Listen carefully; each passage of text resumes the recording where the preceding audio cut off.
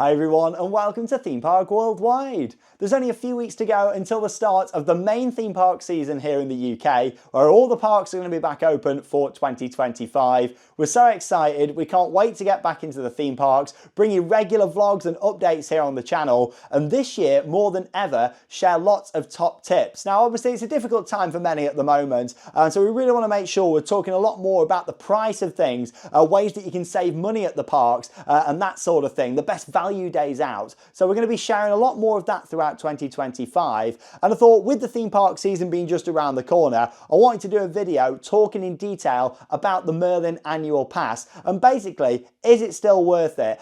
Because the Merlin Annual Pass gets you into over 30 different attractions here in the UK. It's something that Merlin have offered for many years, but I've never actually filmed a dedicated video here from the studio, just talking all about the Annual Pass and kind of what it offers, but also going to like the positives and the negatives of the Merlin Annual Pass, and basically just talking general about it, have a bit of discussion down below in the video comments as well, and let me know your thoughts on the Merlin Pass. Now obviously there's a lot of changes going on with Merlin Entertainments at the moment. Last week here on the channel I did put a detailed video out there about some of the cutbacks and changes that are unfortunately being made. And obviously one of them things that keeps cropping up a lot in the comments is, you know, is an annual pass still worth it? I've seen so many people say that they're either cancelling the monthly passes or this will be like the last year having them. So I thought it'd be a good subject for a video to really go into it. I'm going to share my thoughts on it all. We'll go through firstly just like the prices for the annual passes. I'll kind of talk about them and if they're still good value or not. And then we'll kind of go down the route of, you know, some real positives to the pass along with a few negatives that there are out there as well. So like I say, it is the UK's biggest annual pass for attractions and theme parks, over 30 that you can get into. Obviously that does include the Merlin theme parks, Alton Towers, Thorpe Park, Chessington World of Adventures and Legoland Windsor, but it also includes things like Warwick Castle, the dungeons, the sea life centres, some of the other smaller attractions that there are out there. So there is a lot covered by the Merlin Pass. Now obviously prices are always subject to change, but I thought we couldn't do this video without getting in the current prices and the different tiers. They've got 4 different tiers for Merlin passes. Obviously this is correct as of the end of February 2025. Things are always subject to change, but I was wanting to talk about the 4 different annual passes. Maybe you're looking at purchasing an annual pass as well at some point in the future. Just kind of giving you that information for if you are going to be, you know, committing to getting one of these passes at some point. Or maybe you already have them and looking at changing the tier or something like that. So a Discovery Pass at the moment is priced at £99. That is off-peak entry only into the parks. And I'll kind of come on to that with some of the negatives a little bit later. That does give you 200 days entry, but you also get no discounts. You've then got the Silver Pass, which is considerably more at £179. That excludes selected peak days, but does get you into more days than the Discovery Pass. All of August is still blocked out on that one though.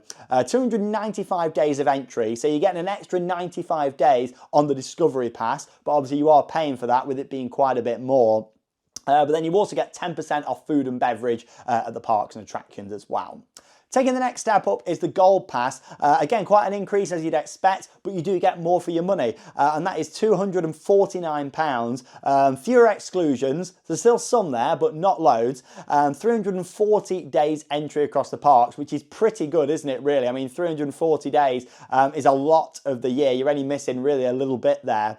You also get free parking. That's something that is great, and obviously it can really add up if you go into the parks on a regular basis as well. Along with that, you get 20% off food and drink, and also on retail in the shops as well, which is a good benefit just there. You then got the 4th and final pass, which is the Platinum Pass, which is £299, but you are getting 364 days entry every day, no blockouts into the parks. You're also getting free parking along with your 20% off things as well that you're buying at the park. So they're the 4 different passes. I'm a Platinum Pass holder. I buy it every year for myself and Charlotte, and we've kind of kept renewing that for many years now. because we find the Platinum Pass to be the best value for us. And that all goes back into why I'm doing this video, really. Depending on what you do at the parks, how many times you visit the parks and attractions, depends on how good of a value each of the pass is. Now, obviously for me, is an annual pass still worth it? Of course it is. We run our YouTube channel full time. I couldn't be without my Merlin Pass. You know, we're always using it at the parks. It gets used normally a couple of times a week, especially with our local park being Alton Towers.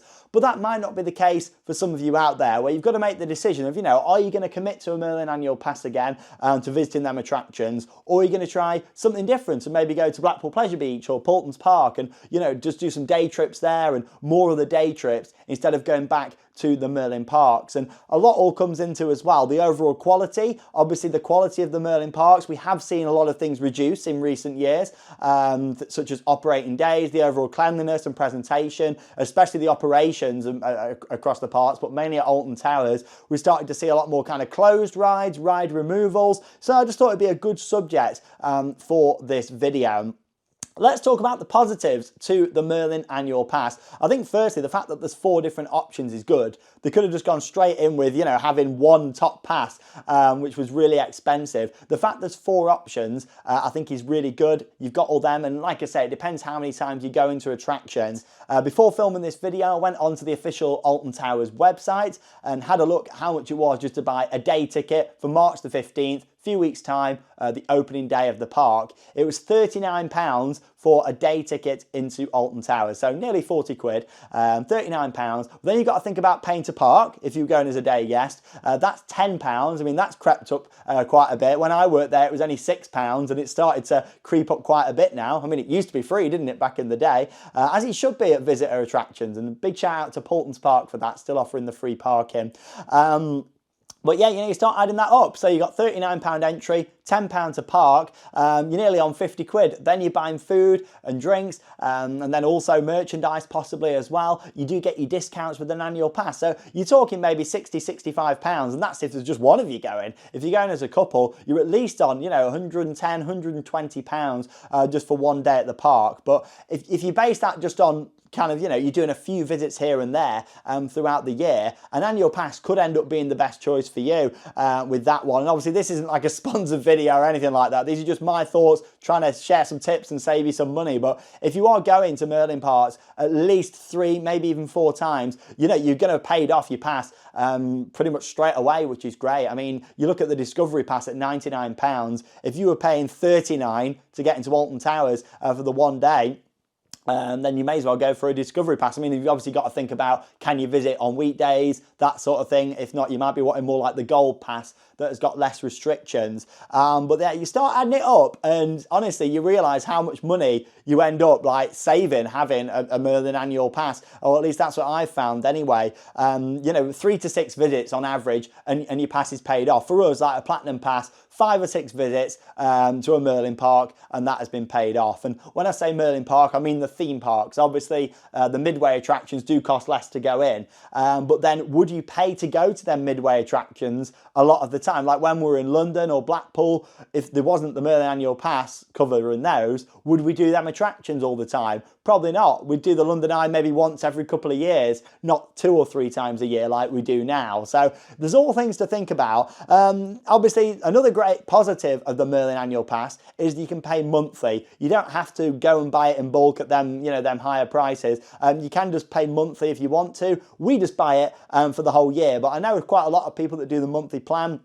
It can work out cheaper, it can work out a good option if you want to pay monthly for things. Myself, I like paying for things in full instead of monthly. I just really don't like monthly payments, but I know a lot of people that do, so I think it's good that Merlin Annual Pass still offer that option there of having the monthly payments available. So they're the positives. Obviously, having an annual pass, there's a lot of like natural positives that come with it, like you can visit pretty much when you want to and that sort of thing. And that gets me into the negatives.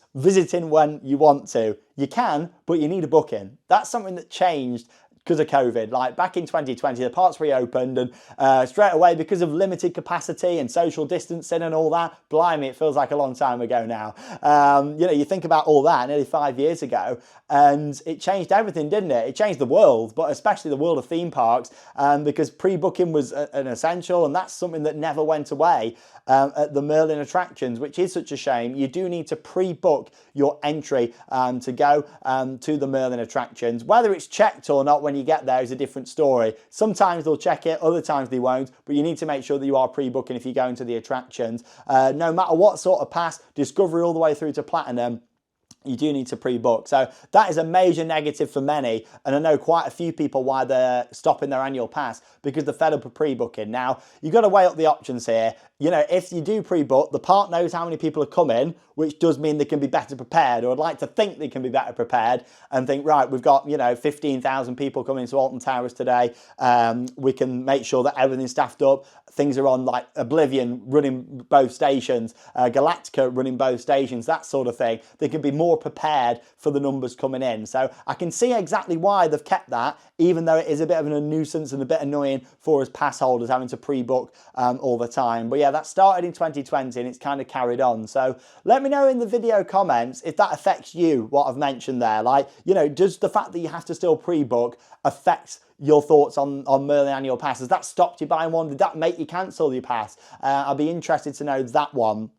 Another negative, especially for those that have got Discovery passes and a little bit silver and gold, is the fact that there's more closed days at the parks in 2025, which does mean less value. If you've got a Discovery pass, you know, like the first few weeks of Alton Towers, it's open weekends only, isn't it? And that sort of thing. So you've got to look at that option. You might get the odd Friday here and there, but there's a lot less days where you can use that pass. You've got to work out, you know, based on what you do and where you travel to, what's the best option. Because if you can visit more in the week, then yeah, the Discovery Pass and Silver are great. But then if you are more restricted to the weekends and holidays, obviously going for Gold or even Platinum may be the best option. And obviously with us doing this as our full-time jobs, Platinum works as the best option for us for visiting the parks. But still, it all depends on your situation. You know, and that's why, is a Merlin Annual Pass still worth it in 2025? For me it is, but for you it might not be, and it's all about working out them options. Obviously another negative is the quality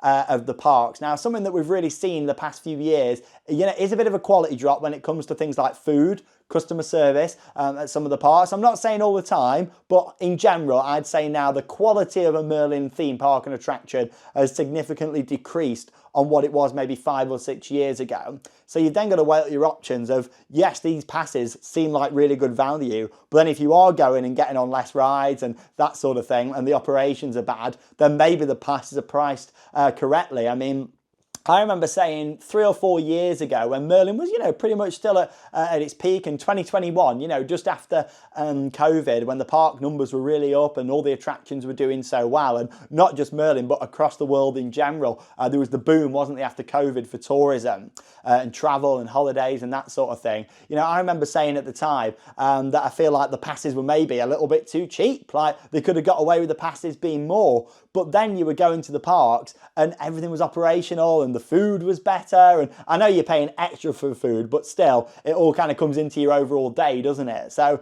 for me now, I feel like the passes are probably priced about right for the experience that you're getting. A few years ago, I'd have said, oh, I think the passes, they could probably get away with charging more. Obviously, I would never have said that in a video. I don't want to give Merlin ideas, especially the new CEO, Fiona Eastwood, who is now officially the CEO. She was that kind of interim CEO, but now she's official as of a few days ago. They released that publicly. So yeah, best of luck to Fiona with everything moving forward. Sending you the best of luck with running Merlin.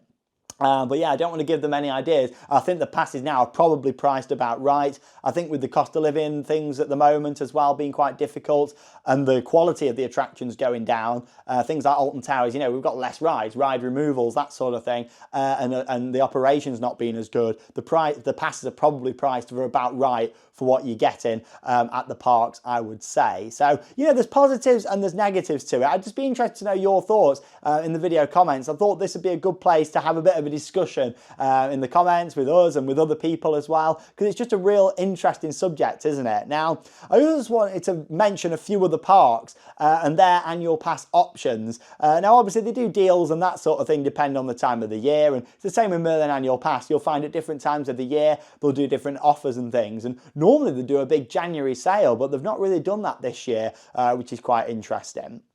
But still, like Blackpool Pleasure Beach, non-Merlin attraction, obviously as well. A Platinum Pass to Blackpool Pleasure Beach, if you're paying for the full price, we got it discounted because they did a sale last year, you know, where you could get it locked in. So you're best looking out for that. But still, if you're buying it now, it's £199 on the website for a Platinum Pass. And of course, that's just for Blackpool Pleasure Beach. But then they do have some extra benefits, such as you can go to some European parks that Pleasure Beach partner with, such as Portaventura, Europa Park, and that makes it a super value annual pass. And I'll probably do a video comparing annual passes and tickets and that sort of thing at some point, just to give you some more hints and tips. Paultons Park, our best park here in the UK in terms of the overall theme, customer service, the presentation, ride availability. It's a beautiful park, but obviously you do pay more for that at £280 for their top tier pass. They've got a couple of other passes, but their top tier pass is £280. It's still cheaper than the top Merlin Platinum Pass, a little bit more than the Merlin Gold Pass, but obviously you pay for what you get for. You know, with Paultons Park, it's a very high quality theme park in my opinion.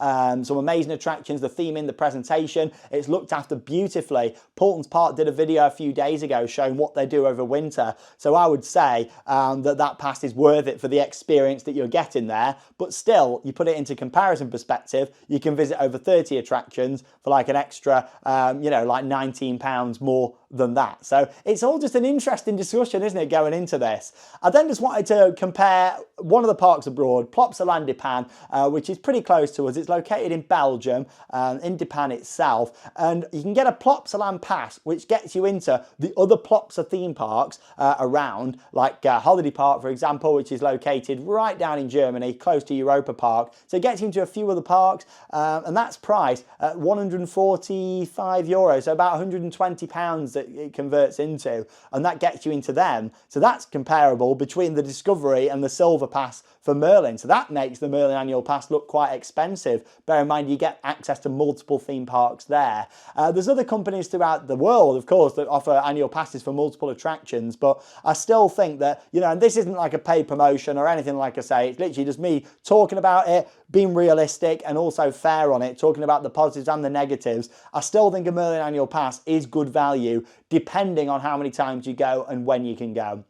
You know, a Platinum Pass, you need to be going 5 or should we say 6 times really to a theme park on a peak day throughout the year to get your money's worth. A Discovery Pass, if you're going on the weekdays, perfectly fine. You know, at £99, it's a steal. Like, you know, if you hit out all the attractions still, the same as what you can get if you're doing the Platinum, but obviously you are a lot more restricted to the days that you can go. So overall, my thoughts are, you know, the annual pass is worth it. It's a good price, the Merlin Annual Pass. I think there's positives and negatives. I'd like to have seen the pre-booking go away, but I can see why they do it. It helps them out from an operational point of view. And then the fact they've got pay monthly is a good option.